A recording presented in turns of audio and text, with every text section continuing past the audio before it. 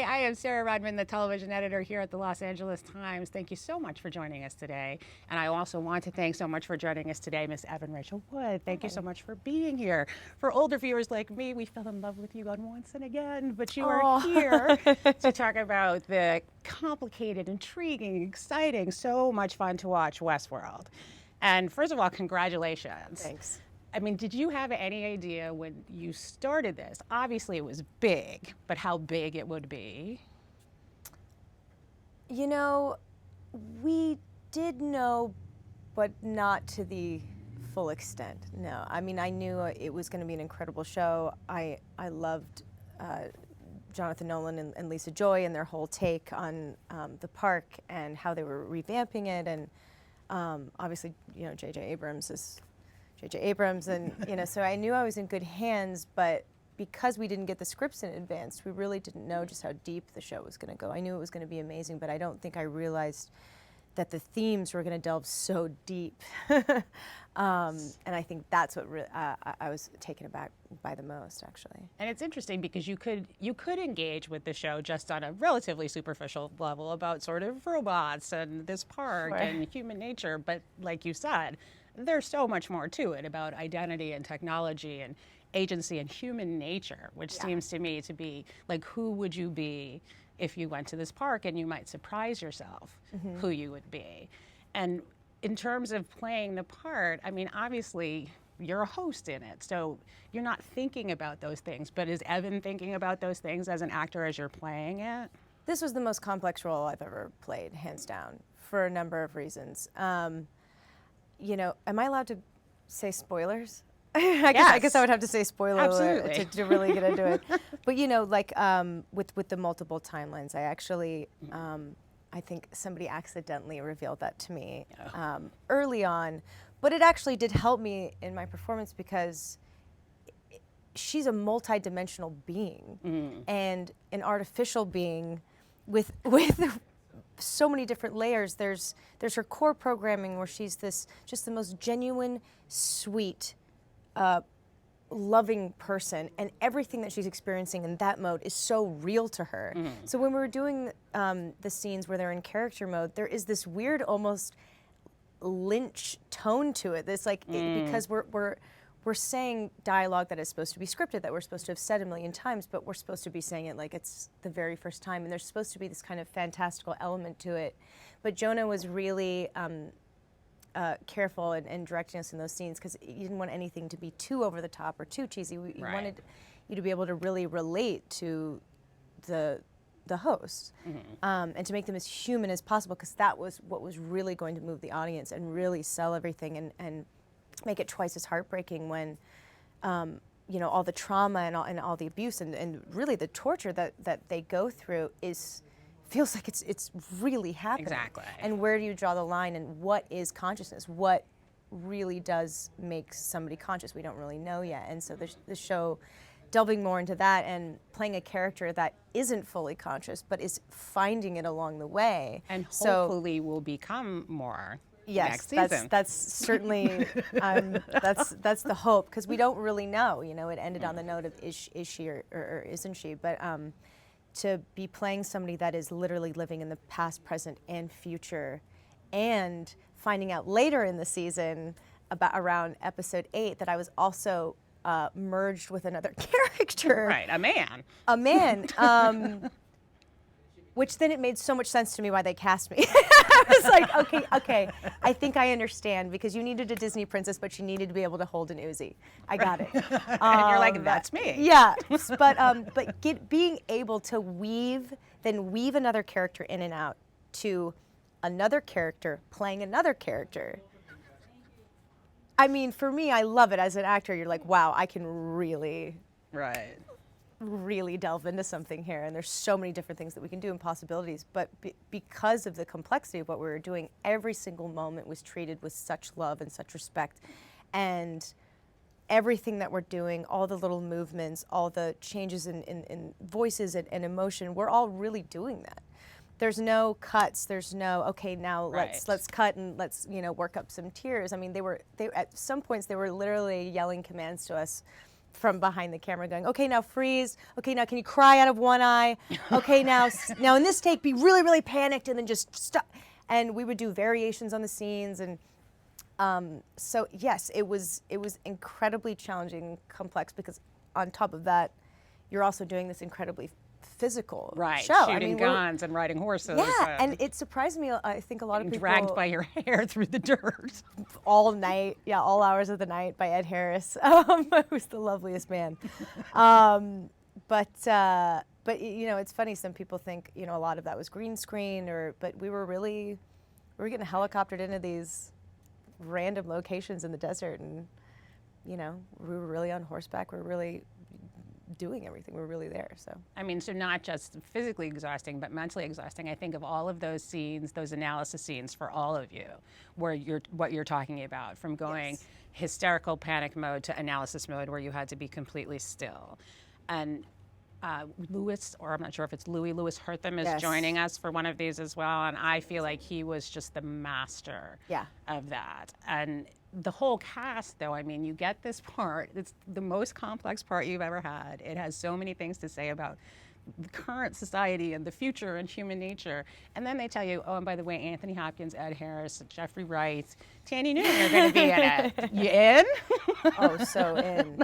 But that's what was so amazing about this show is once we did all start having an idea of what we were really dealing with and what was in our hands, every single person, there were no egos on that set. It was such an even playing field, and everyone brought their A game because you had to. The caliber of talent, there was no room for any of that. So it actually made it just the best place to go to work. I think we all looked forward to going to work every day and getting together and trying to figure out the show and being let off our leashes. It's hard to find roles like this. It's hard to find scripts like this. It's hard to find roles like this for women. So I think when my alarm went off every day, I was just leaping out of bed, like ready to go to set and ready to do it. Let's do it. And so between takes, were you and James, probably not Ed, I'm guessing, but like going through like what's happening? Because you didn't like have a lot of information ahead of time. You were getting this piecemeal, right? We were getting it episode by episode, yeah. So were you like, I feel like you were very public with like fan theories, that like you had your own theories as a fan. Not even about your own character, but about the show in general. About everything, yeah. I was certainly the main geek on set, coming into the hair and makeup trailer every day going, oh, okay, wait, I've been thinking about this all night, so what if? And I'd start going off some tangent, and I think I had about 100 theories, and 4 were right. So wait, did you guess the twist, the young man in black twist? I actually guessed that episode 2. Oh, nice. If I'm gonna brag. So what was the tip-off for you? The tip-off for me, well, it's also different when you're on the show because I had done the scene with Ed in the pilot where he picked up the can and gave it to me and he tipped his hat. And I just had a deja vu. I was doing the same scene with Jimmy. And they were, I could just tell the energy on set was very specific, and they were being very specific about how we were shooting and how he's picking it up. And the first time he did it and I took it, I looked in his eye and I just went, oh, that would be messed up. You're like, that would be, which means that's what it is. But then it wasn't confirmed. And then I thought, well, maybe not, and I kind of threw it out. And then, as it kept going, it was so heartbreaking for Jimmy and I because, you work with these characters on this relationship that we were building for 8 months, just so genuinely trying to, make these characters fall in love. And then halfway through, we're just, we're sitting there on set going, I really, really hope you're not the man in black, man. It's so heartbreaking. It's so bleak.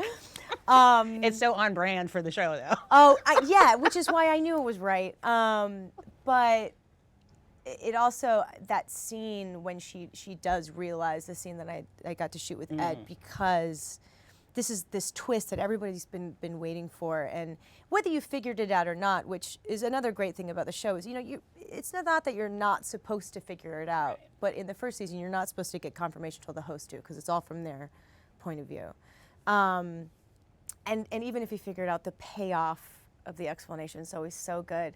And so I knew that was coming, and I knew there was going to be some big reveal. And then when I read the scene, Lisa Joy had written this incredible monologue for this character. It's my favorite piece of dialogue I've ever said on camera, and I just knew we had to sell that moment, and I had to sell this moment, and otherwise, you know, this whole season is just gonna end on this dud.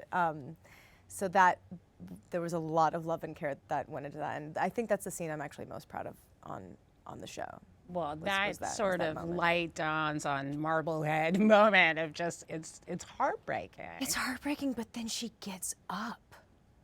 Does she get up? She gets up and like goes on a rampage. And that's what everyone was waiting for, but it was done in this way that was so calm and so emotional at the same time, and so focused and so strong. And then this side of her comes out that we've just been waiting for. And it was so satisfying to shoot. Really difficult, but God, yeah, we were all just waiting for that day to come. Right, for the inmates to run the asylum. But my great fear now is that they will take back over. She will be wiped, and she won't be able to lead the revolution. I need her to lead the revolution. You know something. I can see it in your eyes. I know nothing, but I seriously doubt that that they're going to go back to doing what we were doing. I think, from what I hear, they want every season to be different. And the great thing, I mean, so many great things about the show, but really for TV, there's endless possibilities because anybody can come back. You can be in any kind of world. You can be any time. You know, so who knows what they're up to right now? I don't know. We're going back to shooting in a little over a month, and I'm just dying to get that first episode. I was about to say that first what script. They're going to have me do. You're going to shut all the windows and the doors, turn off your phone. Oh yeah, the group text is going to come back with all the cast members ready to go with their theories. And so, is there anything that you still don't understand about the first season? The things that are puzzling you that when you go back, you want to ask Jonah and Lisa about?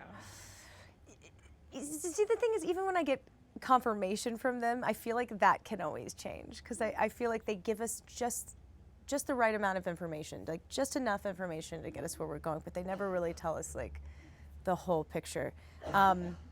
You know, my main questions are about Dolores. I want to know if she is fully conscious, if she is even still Dolores, if this new character's taken over, like where is she going, who is she, and what happens now that she's found this way to break her core code and break her programming and will James Marsden ever live to see another day? Poor guy. Will they ever get to run away together? Teddy just kept getting beat up and He's so good at it, though, you know?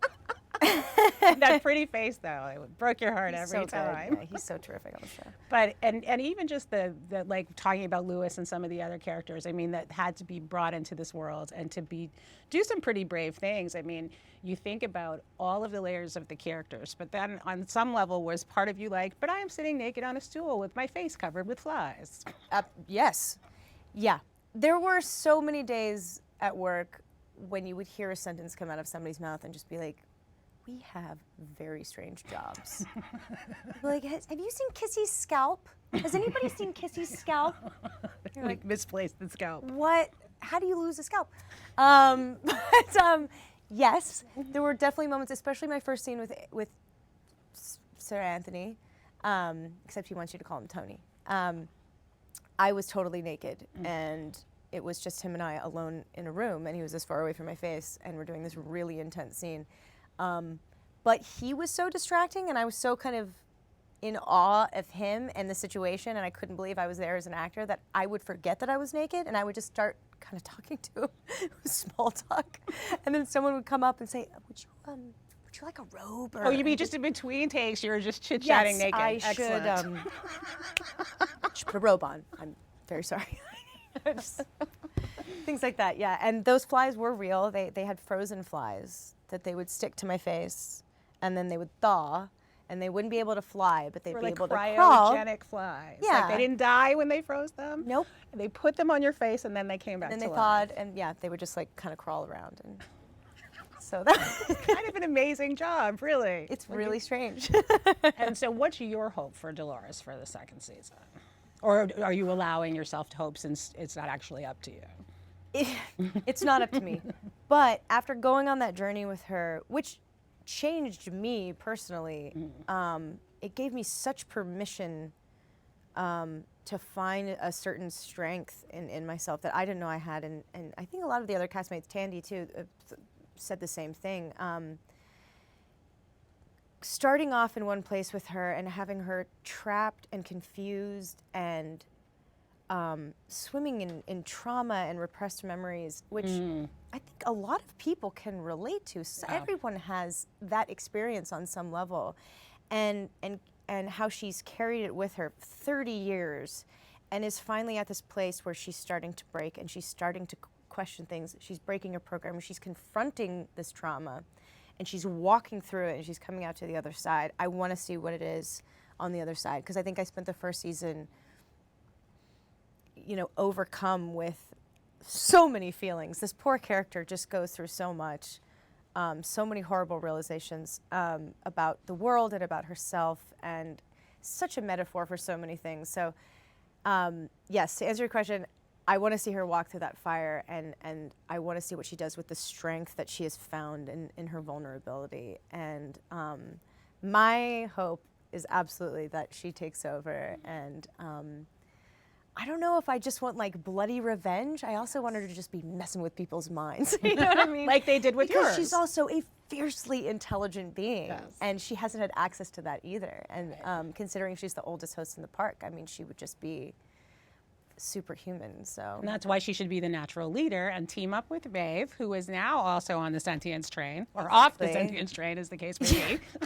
Exactly. And you guys need to team up and lead this revolution. I need to see No one this. wants to more than us. Yeah, we're I'm waiting. super excited about I'm this. hoping they're holding it back so that it's really Right. good. But again, this is all based on nothing. I have no idea. And like you said before, it's entirely possible that characters that we think of as being dead because they were killed or boxed or whatever, it doesn't mean that those actors aren't necessarily coming back, because they could appear in dreams, they could be reanimated. So Absolutely. I and mean, do you have any idea about that? Like, you're coming back, obviously, but as far as I know, I hope so. well, you're starting in a month, so I feel like they'd let you know. Yeah, yeah. That would be weird. Yes. That would just be a cruel joke. What was the question? But I mean, Sorry, I got so excited about coming back. Right, exactly. That the people that we may think of as not being in the Yes, second season, yes. there's the potential for them to be in it. Of course, there always is. And we've also established that we can jump through time. We've established that there's also another world outside of Westworld. So it can be whatever we want it to be. And yes, I don't think you're ever really through with any character as far as we know. Anybody could come back at any time. So. And so we saw the possibility exists for some sort of samurai world, maybe, or at least prototypes for that kind of thing. So if there was going to be another kind of world, like what would your dream world be? Like if you were going to go to a place like Westworld, what would you want it to be? I'm guessing it's not Westerns or samurais. I mean, Westerns are pretty great, honestly. I mean, that was a dream come true as an actor, being able to be in a Western. I think we all kind of have that fantasy. I don't know. I used to say like, oh, you should make an Egyptian world. That'd be cool. I think just because there's so much, the show is so meta, and there's so much kind of philosophy and spirituality, and that, I don't know, I thought it would be cool to have an Egyptian world and kind of delve into all the... So, and that's possible. Yeah, you never know. I'm a little note. Now, I know you also grew up in the theater, that both of your parents were involved in the theater. And as you said earlier, you're from North Carolina, and that you started acting very young. In theater productions, and did that turn you on immediately that you knew you were going to do this, because you started very young? So was it automatic the first time you performed? You said, this is the life for me. It sort of, yeah.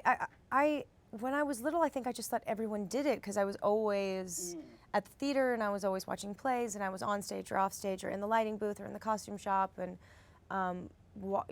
being babysat in the prop room.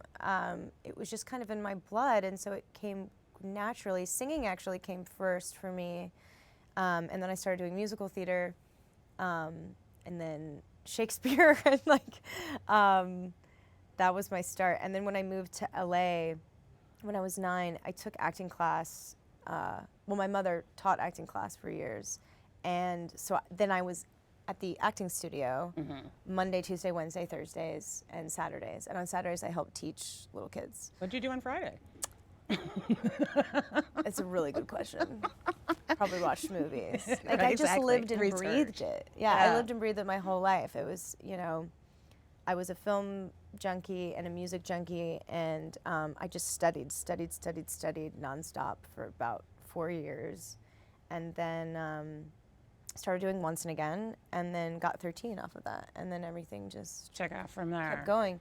But I think it was when, actually, probably when I started doing Once and Again, and people started coming up to me on the street, was when I really started thinking, oh, I want to do this forever, because I saw that it wasn't just a good show, it wasn't just acting, it was actually affecting people's Having an lives impact. and moving them in such a way. And when I saw it kind of face to face and up close, and I saw the passion that people had, and I saw that they had felt seen and heard, and they were saying Represented it. thank you and represented, I thought, oh, this is so much more than just putting on a costume and you know, putting on a show. It's really, it can be so much deeper. So I think that's when I got really addicted. I love that show, so I hope you have fun memories of it. Oh, I still keep in touch with everybody. I miss it very much. I actually went back and rewatched it recently, and I'm a divorced parent now. So it was a completely Whole new level. different experience. And I knew it was good then, but I was sad when I ran out of episodes. So I understand why people protested when it got off the air. We did. It was true. It was a thing. I get it. I get it. I mean, there was wow. more to the story to be told. Oh, and the but- writing just dead on. And again, such a great cast. And I love that Westworld also brings you back to HBO. You're like HBO girl now. You've You're got like True Blood, family. Mildred Pierce, this now. Doll and M. I mean, Yeah. so whatever the next thing is, maybe that will also be with HBO. I hope so. They've been so good to me. They really are like family now, and it's some of the best content out there right now. I mean, really, they're doing things and taking chances and pushing boundaries in ways that not everyone is doing, and that it's kind of hard to do. I've noticed, especially in film. It's just, I don't know. People seem more afraid to like take those chances. So I think Take that's real storytelling risks. Yes, exactly.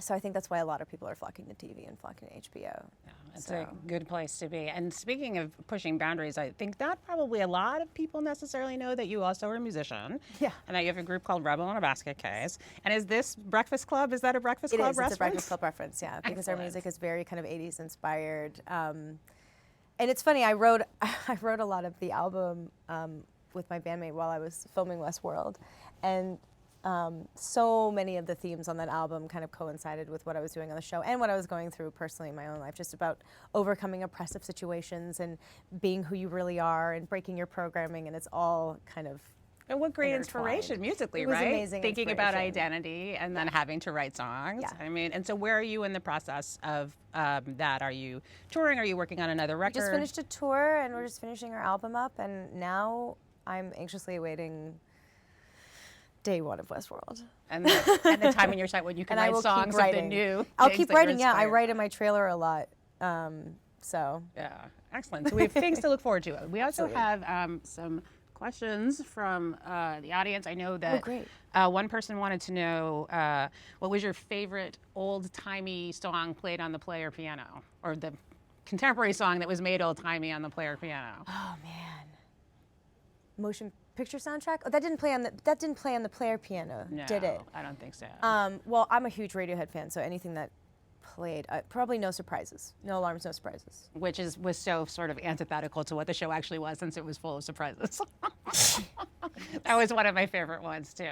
But I was sitting there going, because I knew all the lyrics. I was going, oh, I get it, because like Maeve's got the bellyache, and the song has the lyric about the bellyache, and like I just Joan started. is so specific, right? I started Jonah and connecting Lisa, all like, the dots together already. Yeah. picking those songs for like specific reasons. Paint It Black and Black Hole Painted Song. Black, Exit and, Music, I mean, all the Radiohead stuff was just epic. so good. And also, were there fan theories that you subscribed to that didn't turn out to be true, but you wanted to be? Like, were you engaged in the fan theorizing online? Well, the show was already done by the time the fans came so out with you their theories, knew. so I knew. But it was really interesting to see the things that we hadn't thought of, and to see the things that we had thought of, like, oh, see, we're not the only ones. Like, they're going down the same kind of path that we were. Because there were so many. There were a lot of so rabbit many. holes to go down. The running joke on set was that everyone thought they were Anthony Hopkins. It was like, no, guys, I think I'm Dr. Ford. I think that's what this is. And then we would fight. Secretly, we would fight you were over who all... was really Dr. Ford. Yeah. But thank God it was him, though. All right, so now before we wrap up, we're going to do our lightning round. So I'm going to ask you 5 quick questions. Okay. You're not going to think too hard about it. You're just going to answer right away. Are you ready? I'm ready. All right. So what was the last show you binge watched? Big Little Lies. Did you love it? I loved it. They're talking about a second season. I don't know how that's possible, but I'd watch it. It was brilliant. Yeah, it was one of the best shows I've seen in a while. And that cast of women. Mm-hmm. They were amazing. The writing, I was like, wow, we're talking about this? We're actually making a show about this. Great. And Mr. Finally. Skarsgård, your former That's right.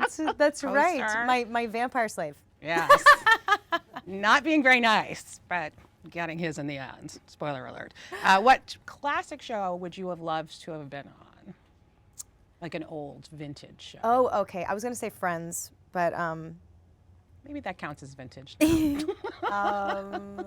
don't know. I loved Mork and Mindy when I was a kid. Really? Yes. I don't know. That's a good Something one. along those lines. Or I Love Lucy. I was a big I Love Lucy fan. Oh, I can see you in both of those. Now, what genre that you have not done yet would you like to try? You've done a lot of drama. You are a musician. Have you actually done a film musical? Or Yes. Across the Universe. Oh, yes. Beatles. Yeah. So I would love to do another musical, though. Yes. I would, for sure. And that was a big group thing. Yes, yeah. So. And it was so long ago, and it was baby Evan, so I feel like my voice has changed a lot. So I would love to do another musical again. All right. Sure. People out there know she wants to do a musical. Walter White or Tony Soprano? Tony Soprano. I was a big Sopranos fan. It was the beginning of the greatness. Yeah. Now, and what was your first acting job, and what did you learn on that job that you're still using now? My first acting job was when I was 4 on stage. Do you remember anything about it? I was 4, and I was dressed like a rabbit. And do you remember any of your dialogue? Do you have dialogue? I didn't have dialogue, but I used to get in fights with the girl who played my sister on stage. So I learned how to fight on stage because it takes away from the play. And then, my first film I did, I was 5. So it's hard to remember what I learned. I think I've always just learned how to be in the moment and to listen. I mean, that's one thing that acting kind of forces you to do. And if you're not listening and you're not in the moment, then you're not doing it right, or you're doing it badly, or you've practiced it too much in the mirror. I always just tell people that acting is just listening and reacting. So, yeah, I think that's probably what every project teaches me. You learned, and it's working. Yeah, and I just need to incorporate that more into my real life. Well, you're doing it. You gave it the office. Yeah. That's enough. I'm sure the people in your life appreciate that. Yeah. But thank you so much for being here. Thank we you. really, really appreciate it. And thank you all for being here. Thank you, guys. And stay tuned. We've got more coming with Gina Rodriguez.